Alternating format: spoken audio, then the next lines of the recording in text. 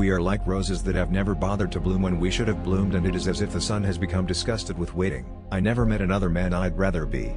And even if that's a delusion, it's a lucky one. Oh, I don't mean you're handsome. Not the way people think of handsome. Your face seems kind. But your eyes, they're beautiful. They're wild, crazy, like some animal peering out of a forest on fire. I wasn't a misanthrope and I wasn't a misogynist, but I liked being alone. It felt good to sit alone in a small space and smoke and drink. I had always been good company for myself. I wasn't lonely. I experienced no self-pity. I was just caught up in a life in which I could find no meaning. I didn't have any friends at school, didn't want any. I felt better being alone. I sat on a bench and watched the others play, and they looked foolish to me. I often stood in front of the mirror alone, wondering how ugly a person could get. Frankly, I was horrified by life, at what a man had to do simply in order to eat, sleep, and keep himself clothed. So I stayed in bed and drank. When you drank, the world was still out there, but for the moment it didn't have you by the throat. I have one problem: I don't hate people. They disgust me and I want to get away from them. I do not have hatred. I have an escape mechanism.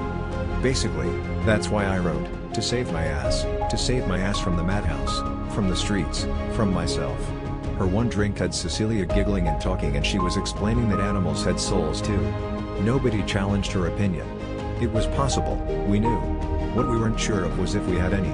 Everything you own must be able to fit inside one suitcase, then your mind might be free. I don't know. It's been terribly hard for me.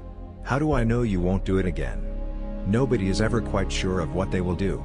You aren't sure what you might do. I believe that to be the world's greatest living writer there must be something terribly wrong with you.